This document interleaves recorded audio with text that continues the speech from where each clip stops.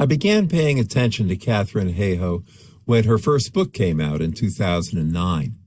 Thank God, a climate scientist who is also an evangelical Christian, unafraid to make those connections and uniquely gifted and qualified to motivate people of faith as well as everyone else to take action on climate.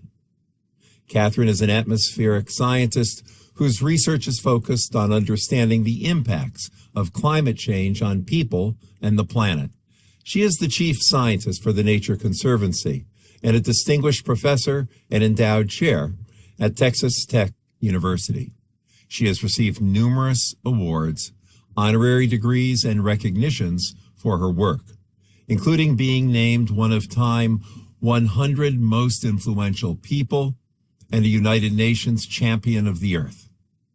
Katharine is a tireless champion of the truth, a witness to the world that the truth is all we need to be set free. Welcome, Katharine.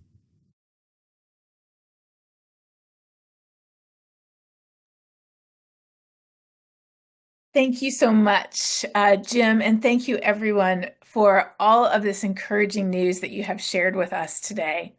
I am absolutely delighted to be here with you to give the Jim Antal Lecture today. And I am a climate scientist based in Texas and coming to you today from Southern Ontario. So let me go ahead and share my screen with you. And I would like to invite you to take your phone wherever you are, or if you're on the computer, you can do this on the computer too. I put the link in the chat, or you can type it in.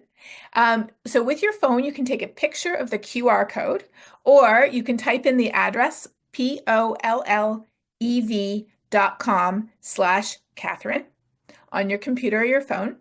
And when you go there, I want to ask you some questions, and then you can use this to ask me questions as we go along.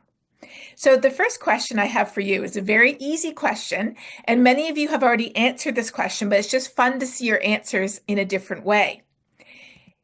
If you go there now, you will see this map, and I would love you to click and tell me where you're joining from.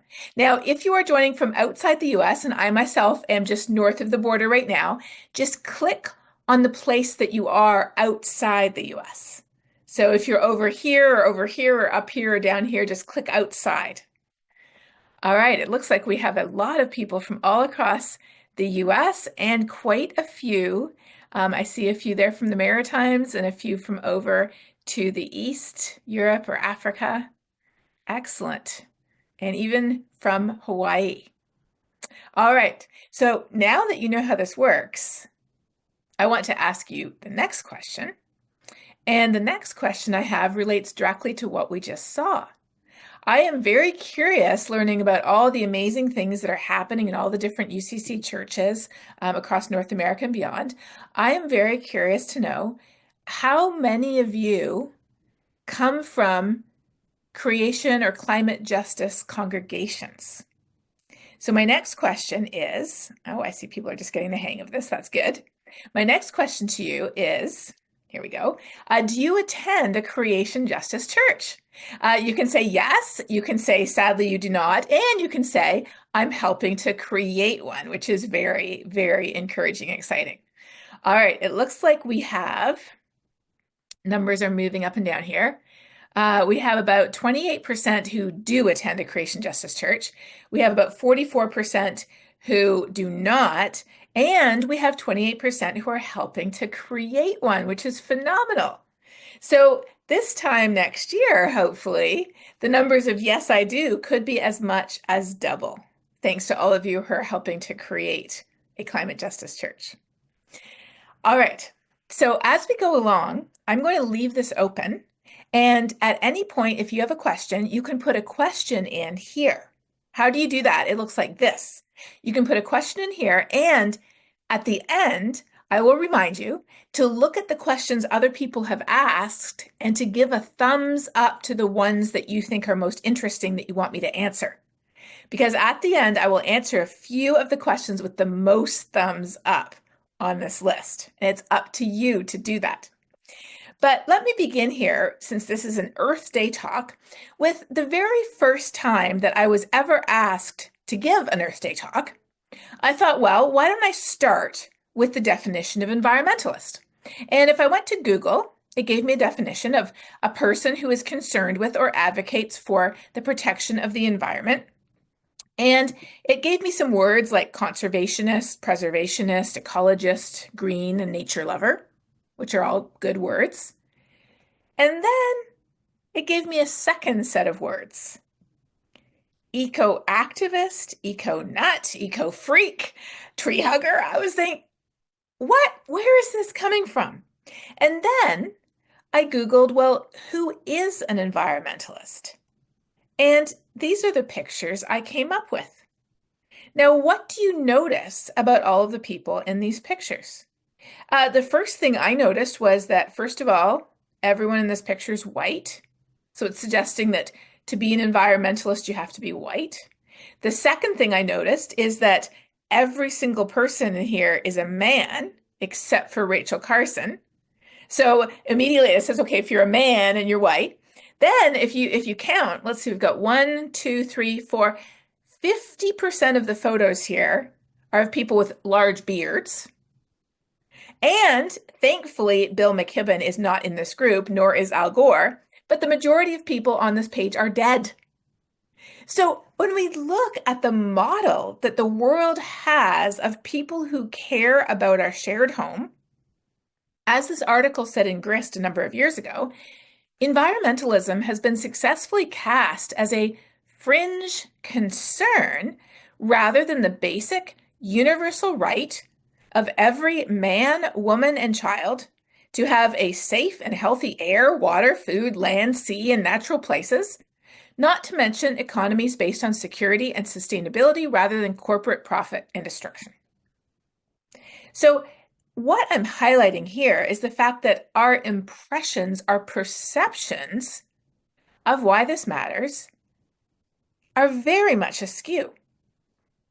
So I have a newsletter, and some of you may subscribe. If you don't, you're welcome to go to talkingclimate.ca and subscribe. It's a free newsletter.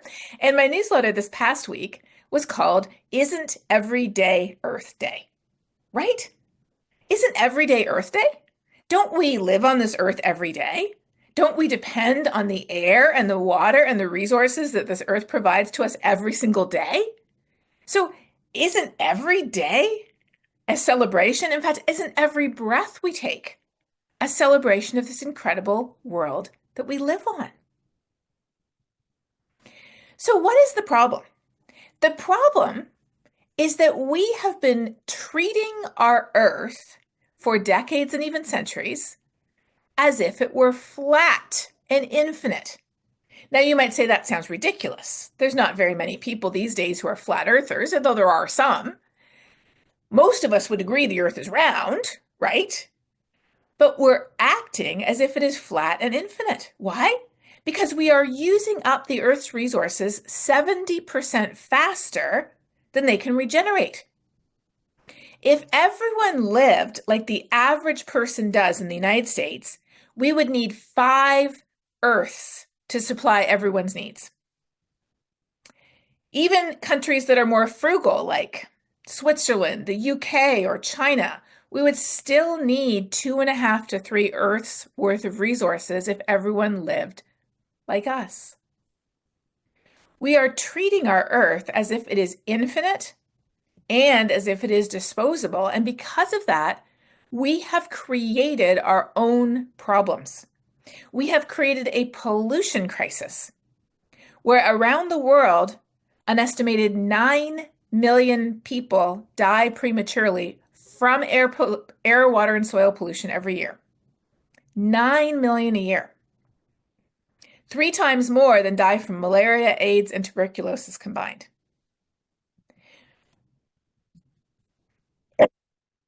Excuse me, we have also created a biodiversity crisis, a crisis with the loss of nature. The air we breathe, the oxygen we depend on, it comes from trees, it comes from kelp, and it comes from tiny phytoplankton in the ocean. And when nature gets destroyed, it affects us. Last year, there was a new scientific study released where they discovered that in areas of the United States where bat populations have plummeted due to white nose fungus, farmers had to use more pesticides on their crops. And because they had to use more pesticides, they found that baby mortality spiked. I mean, human babies. In fact, the researchers tracked over 1,000 premature baby deaths to increased use of pesticides because of the death of bats due to white nose fungus. So we have created the pollution crisis, we have created the biodiversity crisis, and we have created the climate crisis. These are all symptoms of a deeper issue. They're symptoms of the fact that we are treating our Earth as if it were flat and infinite, as if there was always more resources to go get, and all the waste and garbage we produce can be put far away where it doesn't bother us. And of course, that's not true. We live on a round planet with 8 billion people. But because of the way we view our planet, we are creating crises that are symptoms of this view, creating pollution, creating biodiversity loss, creating the climate crisis. What is the climate crisis? Well, in a nutshell, our planet has a natural blanket of heat-trapping gases. The sun's energy shines down and goes through this blanket almost like a window. The Earth heats up and gives off heat energy. And just like a blanket on a cold night traps your body heat, keeping you the perfect temperature, in the same way, this naturally occurring blanket traps the Earth's heat, keeping us the perfect temperature for life. We would be a frozen ball of ice if we did not have this natural blanket. So what's the problem? The problem is that by digging up and burning coal and gas and oil, that's 75% of the problem. 25% of the problem is deforestation, cutting down trees, large-scale industrial agriculture. By doing all of these things, we are producing more and more heat-trapping gases that are building up in the atmosphere, wrapping an extra blanket around the planet, causing it to warm. And although we often refer to this issue as global warming, related to how the planet as a whole is getting warmer, what I often call it myself these days is global weirding. Because wherever we live, the weather is getting weirder. We know that we've always had heat waves, but they're getting stronger and more frequent and more dangerous. We've always had wildfires, but they're burning greater area because it's hotter and drier with stronger winds. We've always had droughts, but they're getting more intense. We've always had hurricanes, but they're much stronger than they used to be, and they're dumping much more rain. We've always had atmospheric rivers on the West Coast, but they're getting stronger too, and our heavy rainfall is increasing simply because warmer air holds more water vapor. So when a storm comes, there's more water for that storm to pick up and dump on us than there was 50 or 100 years ago. In the US, back in the 1980s, there was $1 billion weather or climate disaster on average every 4 months. By the 2010s, there was one every 2.8 weeks, and now we have one every 2 weeks. There is no question that the weather is getting weirder and it's putting us at risk. Now, why does this matter? It matters, to get back to what we started talking about at the beginning, because all of these disasters are affecting the air that we breathe. They are literally affecting the water that we drink, the food that we eat, the buildings and roads and all the infrastructure we use that was built for a planet that no longer exists. It affects the nature that surrounds us, not just on land, but in the ocean as well. Remember, that's where most of our oxygen comes from. So people often talk about saving the planet, and I say no, it is not about saving the planet. The planet will be orbiting the sun long after we are gone. It is quite literally about saving us, and I italicize us there at the end, because what do I mean by us? Imagine if humans disappeared off the face of the earth, but every other living thing was left. What would happen? They'd be great, right? Imagine if every living thing disappeared off the face of the earth and humans were left. What would happen to us? We'd probably have a few days, if that. When I say it's about saving us, I mean it is about saving every living thing upon whom our own lives depend. That's what this is about. So what does that mean? It means to care about climate change, you don't have to be someone who perceives yourself or sees yourself as an environmentalist. You certainly don't have to be a certain race, a certain gender, or have a large beard. You just have to be somebody who lives on planet Earth. If you live on planet Earth, if you breathe the air, if you drink the water, if you eat the food, if you use the resources, you have every reason you need to care, and so does everyone else. You don't have to make them a different version of who they already are. As long as they're a human being who lives on planet Earth, they have every reason they already need to care.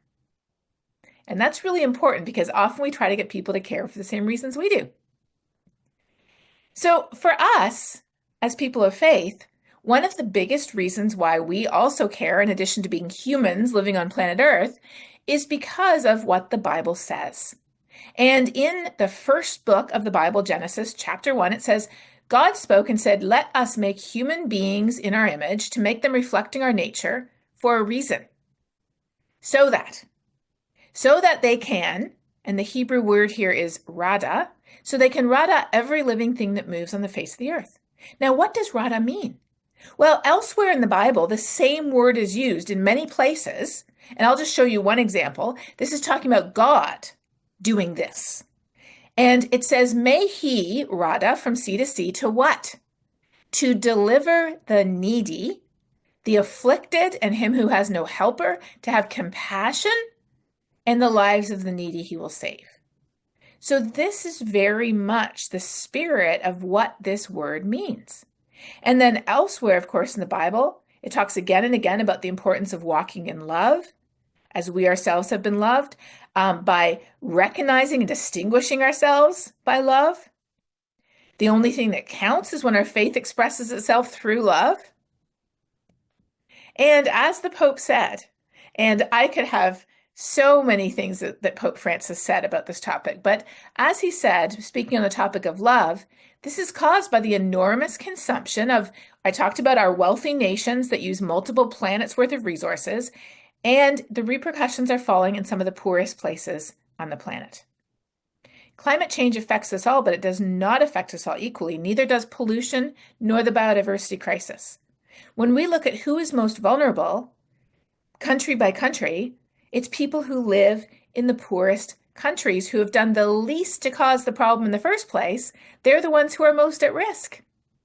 When we look by age at who is most vulnerable, it's the youngest people who are most at risk. The ones who, again, have done the least to contribute to the problem, yet are going to be bearing the brunt of the impacts over their life. When we look within our own cities, even within our own cities, low-income neighborhoods are much more at risk of extreme heat, flooding, and more than high-income neighborhoods.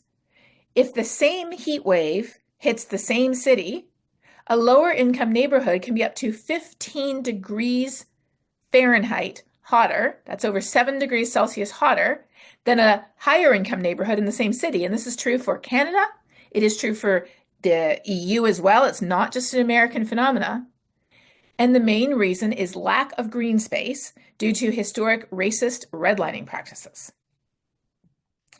So these issues affect us all, but they don't affect us all equally, and that's not fair. Moreover, when this happens, it is not an expression of the love that we are called to share. In Texas, they sometimes put the Bible on road signs, and I really like this one. That "love thy neighbor" thing, I meant it, signed God. So what do we need to do? How can we help people engage on this issue? Around the world, 89% of people are worried about this and want their government to do more. 89% around the world. Even in the United States, 64% of people are worried about climate change in the US. Even where I live in Texas, 42% of registered Republican voters are worried about climate change, and 94% of registered Democrat voters. So most people are worried, but we haven't connected everything we know in our heads about climate is changing, it's getting warmer, the weather's getting weirder, what are we going to do? We haven't connected our heads to our hearts. Why does it matter to me, to the people, places, things I love? We haven't made the head to heart connection. And even more importantly, we haven't made the heart to hand connection. Because we could have the whole world worried, but if we don't know what to do, we'll do nothing. So often we think that me and everybody I know were worried, but most people who don't want to talk about it, they're not worried. But when we look at the data shows that in fact, the majority of people are worried, but they don't know what to do about it. So they don't want to talk about it. Do you like to talk about something that you're worried about that you don't know what to do about? A few people do, but most people don't. And I'm in that category myself. I do not like to talk about something if I'm worried about it, but I don't know what to do. In the US, that big green area in the middle, that represents 56% of the entire population is worried but not activated. And you know how many are activated? 8%. Only 8%. Here is the data on this. So across the US, researchers at Yale University asked people, do you think global warming is real? County by county, you can see just about every county is more than 50%. The darker orange it is, the more people said yes. So they said, do you think it's happening? And people said yes. Are you worried? Yes. Is it going to affect you? All of a sudden, these numbers drop. What is this? This is the head to heart gap. People have not connected what's happening and why it matters to them. And then they said, do you ever hear about it? And people said, no, we don't hear about it. In fact, in my newsletter just this week, I talk about how there's 2 new studies that just came out showing that we silence ourselves. We do not talk about this. And because we don't talk about it, we don't think anyone else cares. This is not only the case in the general population, this is actually specifically the case in the Christian church. A study just a few weeks ago found that the majority of Christian religious leaders in the United States accept the reality of climate change. Nearly 90% of religious Christian leaders in the US agree that humans are driving climate change. 90%. But they never talk about it. And if they did, the survey also asked churchgoers what would happen if you found out that your minister or your pastor or whoever it is who's in charge of your church, what would you do if you found out they thought climate change was real and it was urgent and we had to do something about it? They would want to do something about it. So we cannot underestimate the importance of having these conversations, because I think of it like a long row of dominoes leading to a better future. The first domino is having a conversation, and we're not doing it. Because if you don't talk about it, why would you care? And if you don't care, why would you ever do anything about it? Now, I want to be very clear. I am not talking about arguing with the people in our lives who are dismissive. Many of us have a family member, a neighbor, a coworker who every day is bringing up, oh, there's more polar bears now than they used to be, or the world's getting cooler, not warmer, or scientists are just in it for the money, or the planet's getting greener, or whatever it is that they're saying. I am not talking about arguing with the dismissives in our life. They are 11% of the population, and my personal definition of a dismissive is someone who, if an angel from God with brand new tablets of stone that said global warming is real in foot-high letters of flame appeared to them, they still wouldn't change their minds. So I am not talking about arguing with the 11% dismissive in our life. I am talking about having conversations that do what? They help to connect the head with the heart, and the heart with what? The hands, for people who are alarmed, concerned, cautious, disengaged, and even doubtful, but not dismissive. That's what I'm talking about. So I got to this point once when I was talking with a group in Iowa a few years ago, and someone said, okay, I get it so far, I'm tracking. But how do I tell people about the polar bears? I said, well, unless there's this secret population of polar bears in Iowa that I've never heard of before, you don't. That's not the heart for you. If you are a polar bear, or if you live around polar bears, then yes, you could definitely talk about that. But if that is not the people, the places, and things you care about, that's not what we talk about. But all too often, what we talk about is ocean circulation or Arctic sea ice or global temperature or polar bears or something that's far away from us. We're worried, and so we share more scary information. But here's the thing. If the people we're speaking with are already worried themselves, and remember, 56% of people in the US are worried but not activated, then more scary information just makes us even more worried, and that actually paralyzes us, and inaction results. Tali Sharot is a neuroscientist, and she says something really interesting about how our brain works. She says, fear and anxiety cause us to withdraw, to freeze, to give up rather than take action. So when we share more scary information with people who are already worried, it actually paralyzes them even more. Instead, I make that head-to-heart connection by talking about cotton farming if I'm talking to a farmer in Texas, by talking about my kids, like my colleague Jo Ellen, who lives in Arizona, who has to wake up her kids before dawn in the summer because that's the only time it's cool enough to play outside. Talk about how it felt to breathe in the wildfire smoke a year ago last summer. Or what happened to our house or our insurance rates as disasters increase. Or how our city flooded. Talk about what's happening in places where we live. We have to connect our head to our hearts, and then we have to connect our hearts to our hands. How do we do that? Well, people are willing to change if they think what they do will make a difference. That's called efficacy. But today, more than 50% of Americans feel helpless, hopeless, and they don't know what to do. So what do we have to do?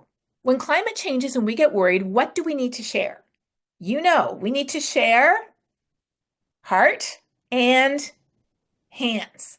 We need to share what's happening to people and places and things that matter to us day to day, and we have to share what solutions look like. And what happens when we share this is people are empowered and action results.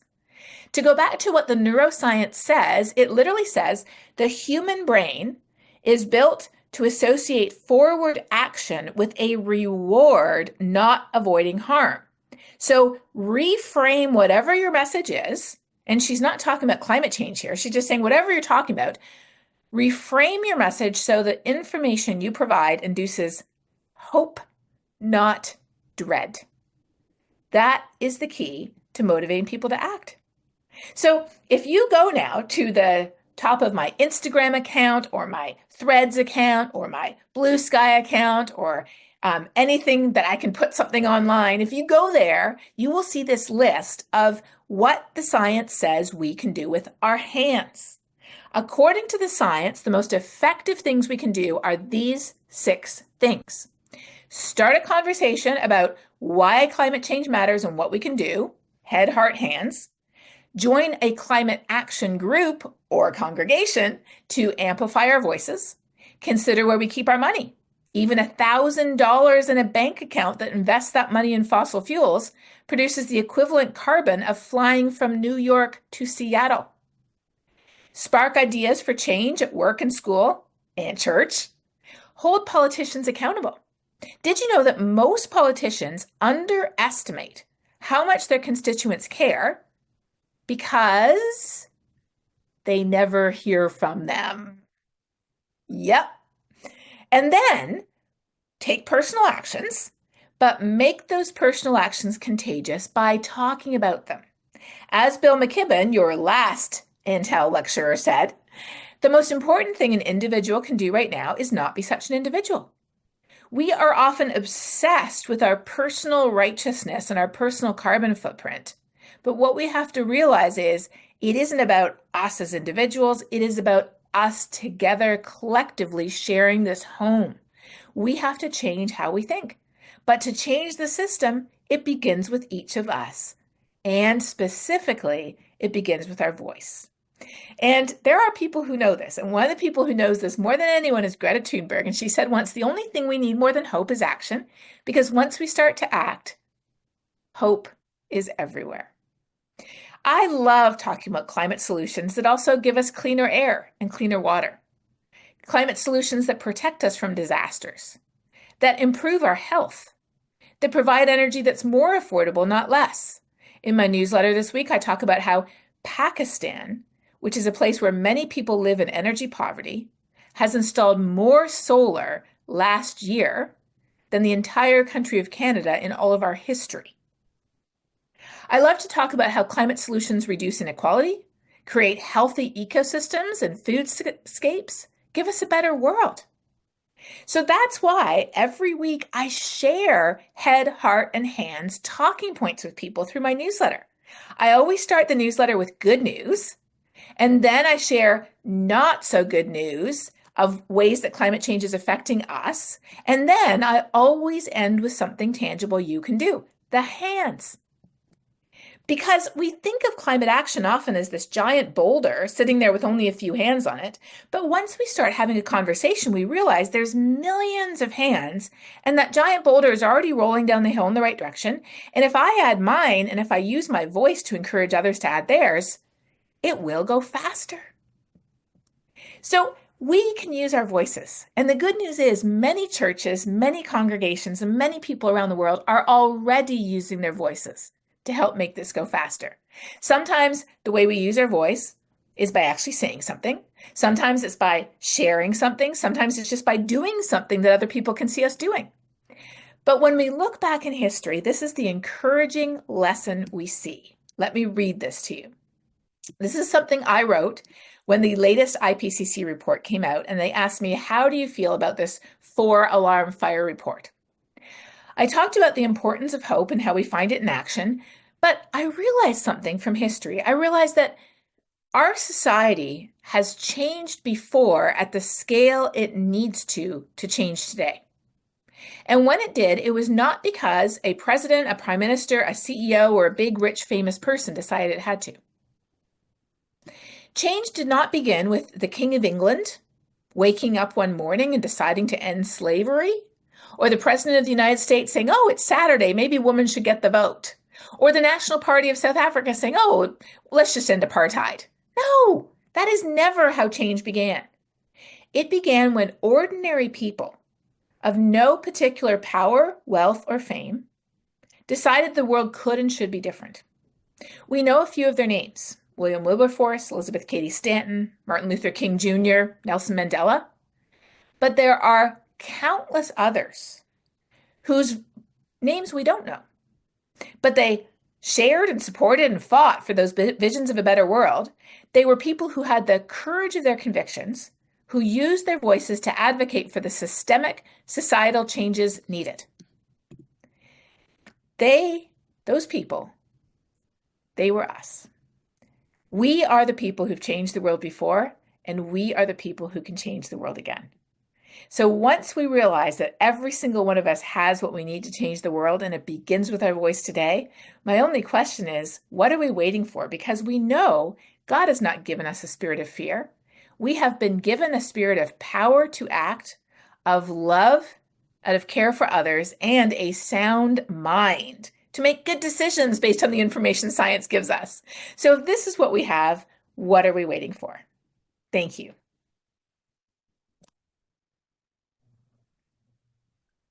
Thank you so much, Katharine, for that wonderful presentation. Outstanding. For our Q&A today, I know, Katharine, I think you've got your own system, but I also want to make sure we maybe find a way to work in our folks in Fort Worth, if that's all right with you. And so people in Fort Worth will be writing down questions on pieces of paper that they'll pass to the center of the aisle so that they can be read at the microphone. But meanwhile, let's start off with a question from the Zoom audience, if you've got one lined up there, Katharine. I do, but I would say, please, if you're in Fort Worth, you can do this exact same thing. I would love for you to put your answers in here, and what I will do, just a second here, I will put that QR code back up if anybody has their phones with them, which most people do these days. Wherever you are, you can put your questions in right here. So even if you're sitting there in person in Fort Worth, you can put them in right here too. All right. So the first question there, Brooke, is a really good question, which is what can churches do? And I would direct you to, and this is why I love having my computer here, because I can actually show you some things on my computer. If you go to my website, which is, just a second here, it is www.katharinehahoe.com. So here is my website. If you go here to my website and you click on frequently asked questions right here, and you go down, you can see I've answered a lot of frequently asked questions. You go down to my church wants to take action on climate change. Where should we start?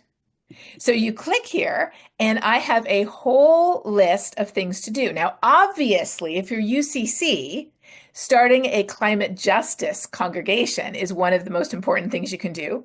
But I also have all kinds of other links here to organizations that are all about how do you talk about climate change? How do you teach about climate change? What are some books or study resources you might consider? What are some video series you might want? What could a youth group do? What are some sermon ideas? What are some ways to practice good stewardship? What are some ways to engage the community and be a good witness to the community about our priorities as well? So check out this website because I have all kinds of resources here. And the most important thing is to do something and then share it. Talk about it with other people so that they know why it matters too. Great. Thank you. That's very helpful. And we will make sure everybody gets that link in the post-webinar email. Excellent. Should we take another question from the list there, or did you want to take one live? Let's see. Let's go ahead and take one from the list. And when we've got one from Fort Worth, we'll just see you at the microphone. Step forward to the microphone when you're ready for a Fort Worth. All right, go ahead with the next one. All right. So the next question is probably the most frequently asked question that I get, which is, what is one thing we could all do to make a significant positive impact on our environment?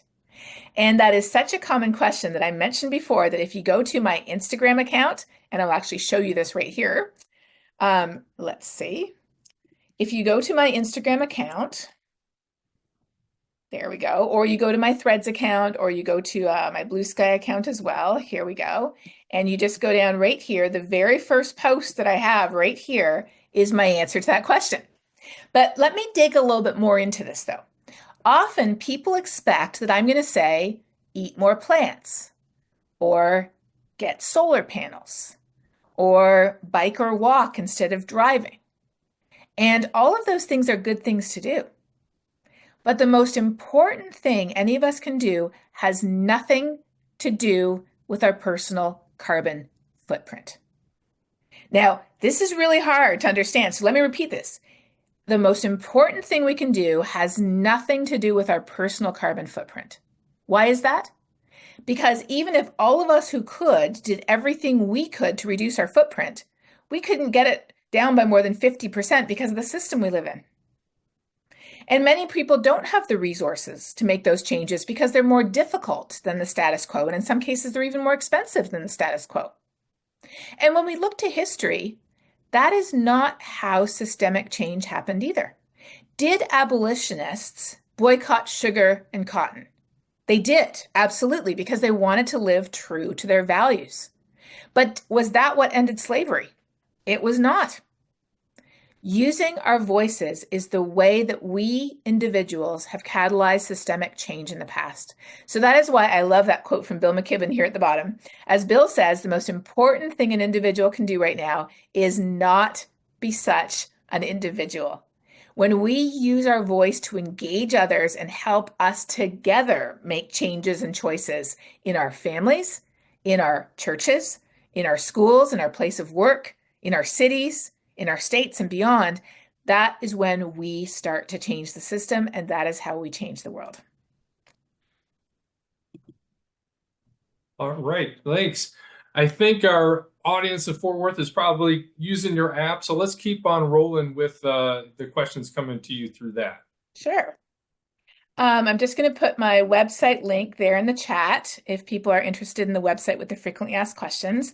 And there we go. My newsletter also is there. So the next question we have is, let's see. And this is why I love the upvoting. Thank you, everybody, for upvoting. How do we fight to have a cleaner climate when we live in a consumer society? This is exactly why we have to use our voices. Our voices are so powerful to help people understand what change looks like, what actually makes us happy and what doesn't, and why we need systemic change. Let me put it another way. We need the easiest and the most affordable choice for everyone to also be the best choice. And right now, unfortunately, it isn't. It's easier to buy a $1 hamburger that might even be made from meat that was farmed by cutting down Amazon rainforest than it is to find a plant-based burger. It's easier and cheaper to find a gas-powered used car than it is to be able to take public transportation in most cities. We have to change the system, and that is why our voice is the most important resource we have. All right, should we take another question? Go for it. Okay. Okay. We have got a couple, let's do a short speed round because I know that there's more coming up in the program. So the first question was the impact of animal agriculture. So animal agriculture uses a disproportionate amount of land, water, and resources, and it is also responsible for just over 20% of our heat trapping gas emissions as well. We use much more animal products than we need to. So eating lower down the food chain, eating chicken rather than beef, eating fish rather than chicken, eating plant-based meals rather than fish. The lower down the food chain we eat, the lower our impact on the planet and the number of other planets that we need. But it's not enough to do it ourselves. We need to be using our voices like, hey, I tried this really great plant-based recipe. It was delicious. My family loved it. Would you like to try it too? Or this restaurant has some really great options. Let's try that too. But what we often don't realize is that just as big as the impact of what we do eat is on the planet is the impact of what we don't eat.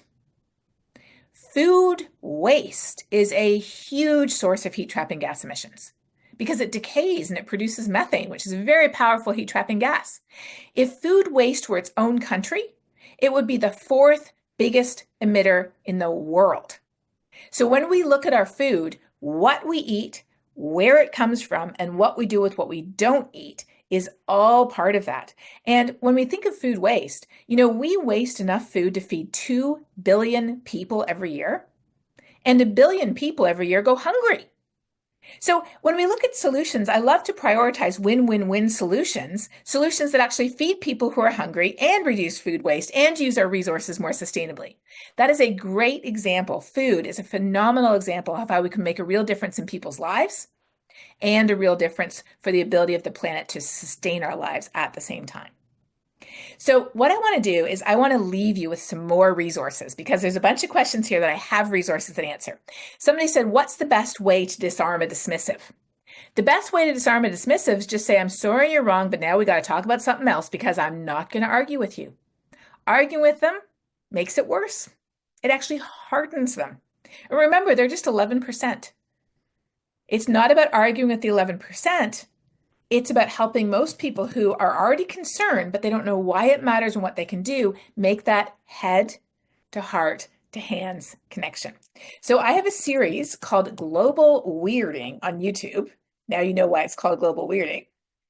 There we go, Global Weirding on YouTube, and it has videos about how do we have conversations with people who say it isn't real. It has videos about how do we know that humans are causing this. I also have a TED Talk on how to have conversations about climate change. This was not my TED Talk. And there we go.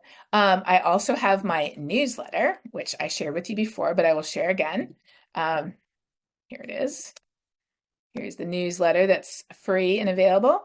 And then lastly, I wanted to share that I also have a book called Saving Us, which is a great book to use as a discussion guide in small groups. And in fact, if you go to my website, I even have discussion guides to go with the book for churches and for non-faith-based audiences. So if you're looking to dig into this deeper, you're curious about how you would do this, what it would look like, and whether you can get conversations going with others, I would encourage you to check out the book and maybe even have a book club or a book discussion about it. So thank you so much, Brooks, for having me. Thank you, Jim, for your kind comments. Thank you, everyone, for being part of this. I have a final challenge for you. Go out and start a conversation today with something that you heard on this webinar this afternoon. Thank you. Thank you, Katharine, for helping us get our head, heart, and hands connected. What a terrific keynote and Q&A. Thank you so much for inspiring us. Lots of gratitude to you.